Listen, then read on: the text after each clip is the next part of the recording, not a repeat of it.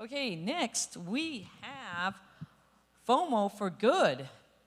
Nick Fio and Mike Fio, along with Jenny, who's going to moderate. So come on down, Nick and Mike and Jenny.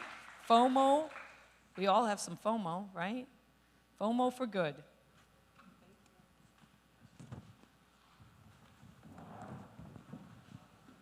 Good afternoon, everybody. Thank you for being here. There's so many places you could be. I met these two guys at a conference rocking their bake gear and just had to know the story. So tell us really quickly, because we only have 15 minutes, tell us a little bit about you and what's your favorite thing about NFTs? Great question. How's everybody doing? Thanks for being here. My name is Nick. I'm Mike. And we are the co-founders of Blankets of Hope. Blankets of Hope is a 501c3 nonprofit, and our mission is to inspire a global movement of kindness. The way we do that is by partnering with schools across the country, putting on a kindness workshop for students. They then write handwritten letters, attach them to blankets, and donate them to local homeless shelters. So that's kind of what got us on this stage today, because we were brainstorming how can we, as any nonprofit, right, you need to fundraise money in order to sustain the business, right? So that's how we started getting creative and thinking, how can we bring in more money for our nonprofit? And we were hobbyists in the NFT space. And I'll stop there and I'll just answer your other question, which was, what is my favorite thing about NFTs? I think it's the community of people that are just in this space, and it's a lot of really kind souls. How about you, Mike? Yeah, same thing. You took the words right out of my mouth. My favorite thing is the community of kind souls. So what Nick left out, why we're up on this stage and talking about NFTs, is back in December, we launched the largest charity fundraiser in NFT history, where we had over 50 of the top projects and artists come together, donate an NFT, and then we auctioned all of those off, raised $200,000, and used that money to actually fund 50,000 blankets, which we gave out to schools, which then went to homeless shelters across the country.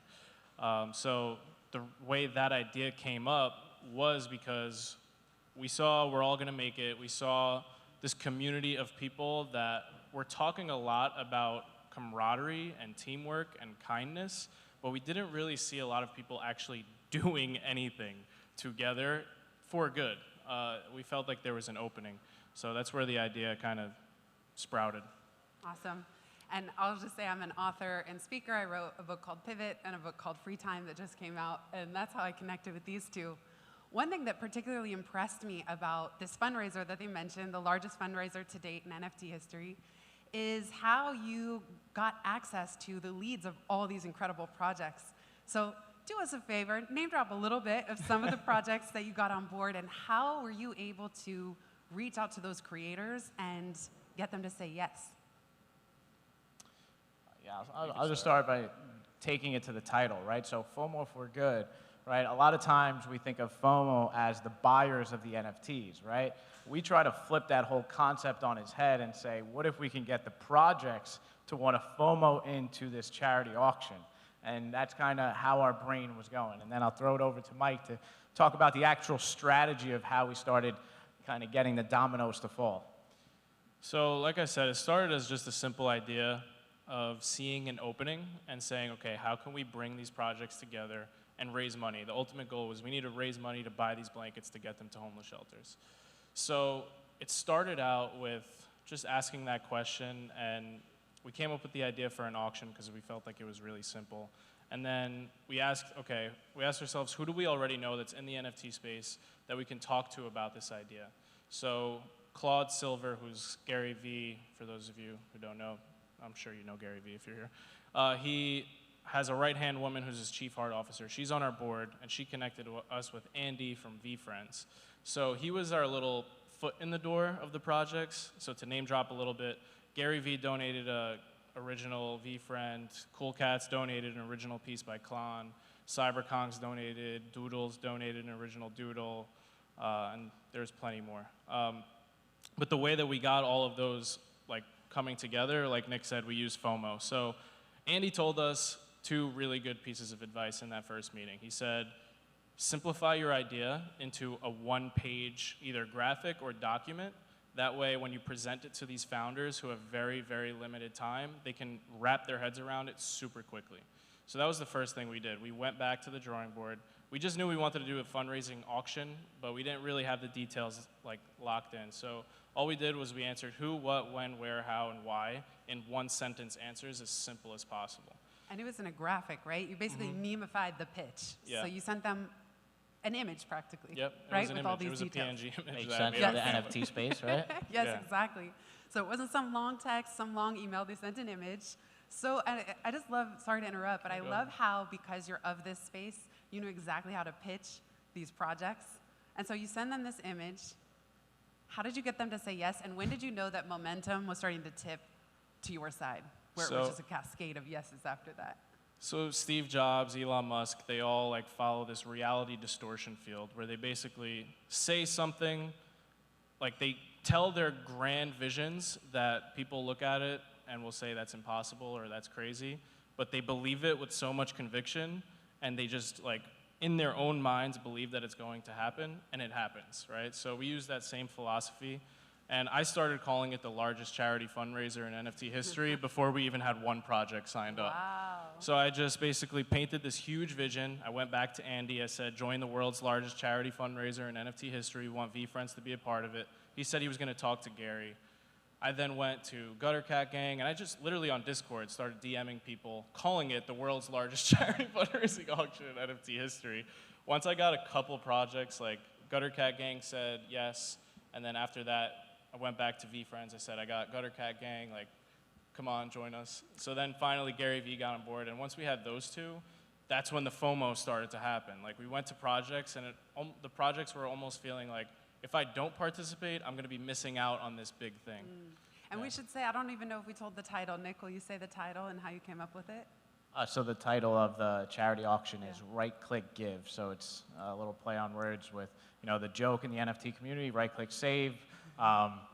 So we just figured let's add a little giving to this space. What I appreciate about these two guys, they give a TED Talk, TEDx Bozeman, was it? Yep. And then from that, they got scouted basically to go to the actual TED conference in Vancouver. And I spotted them because, again, they're wearing their Bored Ape gear, and no one else really knew what it was. And here I was every day kind of working up the courage to talk to them and understand what they're doing in this space.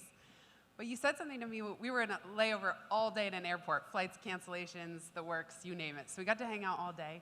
And one of the things you said was that these projects have raised so much money.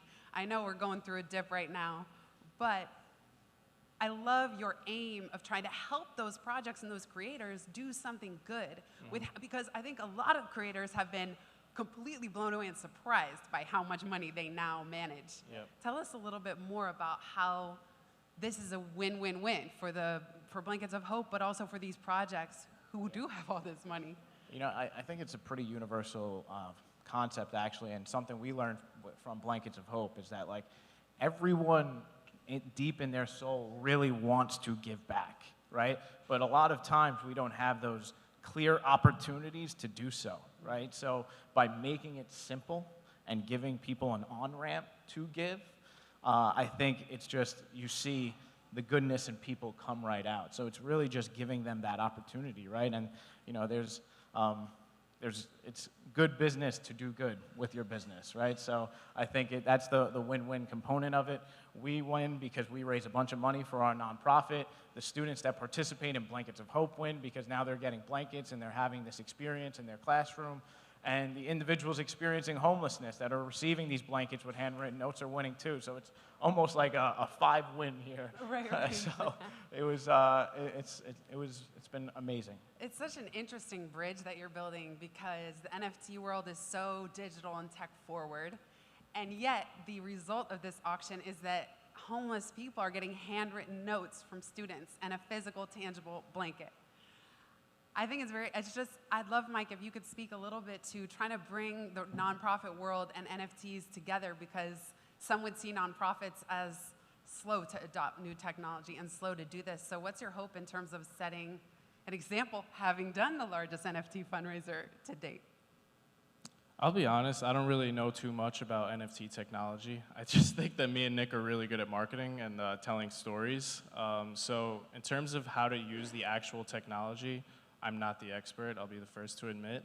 But in terms of telling a story, which is what a nonprofit is really doing all day, every day, because we always like to tell the analogy. Having a nonprofit is like going on Shark Tank and saying, hey, I'm looking for $100,000 in exchange for 0 equity in my company, right? So you have to be telling a story as to why that money is, how that money is going to translate into real impact. So that's basically what we did with these NFTs is the projects donated because they wanted to be a part of this special event. And how many projects overall? There were over 50. Okay. And there were artists as well. And we also, we promised the projects that we'd get press, so we got on Forbes, Fox Business. Press is our bread and butter. Blankets of Hope's bread and butter. So we did get them press, and that was awesome. But the people in the actual auction, placing bids on the Doodle, on the VFriend, they're actually the ones that funded the blankets, right? Because they're the ones that paid their money in exchange for the NFT. So I think just finding a way to just finagle your way in there by telling a story. I mean, that's the best answer I could give. I think one thing that's differentiated Mike and I in the nonprofit world is that we think of ourselves as a startup more than a nonprofit. So we have to constantly be trying to think on the cutting edge, right? Don't do things just the way they've always been done. That's why we quit our jobs in the first place, right? It's because we were sick of doing things the way people were telling us to do it. So I think that's one mentality that's helped us to kind of push the boundaries and even get into the NFT space. Tell us a little bit about who was bidding on these items and how much did you raise overall? I have no idea who was bidding. Okay, so you don't know the demographics of who was most interested. It was really talk about the marketing play here with the projects doing the marketing for them, right? Yeah, that was cool. So one thing that worked in our favor was by partnering with all of these projects that already had existing communities, we didn't have to market the auction itself. They did it for us. So one of the things Andy told us right in the beginning was set clear expectations from the projects in the form of literally a bullet point. So before we got a project signed on, we said there's 2 requirements. 1, you have to send us an NFT to our wallet, which we will then auction off. And 2, you need to give us 2 Discord announcements to your community and 2 Twitter reposts. Right, so leading up to the auction, we were building hype by posting something and then having Cool Cats, Cyberconks, VFriends, all these top projects retweeting all at the same time, so it built buzz. So I guess really the people who bought our NFTs were the people that already owned the project, buying another one or telling their friends about it. Yeah, so it's like Business 101. Instead of going to a pond where there's fish that don't want the bait that you want, right? We went to a pond where we put bait on our stick that people were already biting, right? Yes. And those communities, the Cool Cats, they already were aware of the technologies. They were already buying NFTs, so that's kind of the target audience that we went after. I love how structured the pitch was to the communities, getting it targeted, and then requiring a certain amount of helping support the cause. So we have 1 minute left. I met these 2 guys at a conference when together, the 2 of them, after the first day, being a little stressful meeting everybody, came up with 3 rules for a conference, and I think we should close on that. Yeah. If you don't mind, will you share what those are? Yeah, sure. So when Mike and I went to the TED conference, we paid a lot of money for our ticket, and we went in there with the mentality that we had to get our money's worth when we were there. And we were giving off that energy at the conference to every person we met, and we had a pretty miserable first day, so we sat down and we're like, all right, we got to come up with some principles that are going to basically help us the rest of the time we're here. And the first principle was we don't need anything from anyone.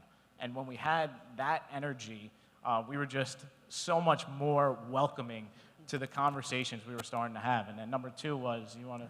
Yeah, instead of asking yourself, what can I get from this person, and looking at their badge and seeing, what can I get from this hedge fund manager or this developer, the first question is, what can I give to this person? Yeah. And then the final one was not to be afraid, to go up to anyone you see with a badge and introduce yourself, and it's as simple as saying, hi, I'm Nick, hi, I'm Mike, and just start the conversation from there. That's how we're all here. I went up to them. We came up with this pitch in the airport lounge when our flight was delayed. And with that, let's all give Nick and Mike Fio a round of applause. Jenny. And Jenny. Thank and you. Jenny.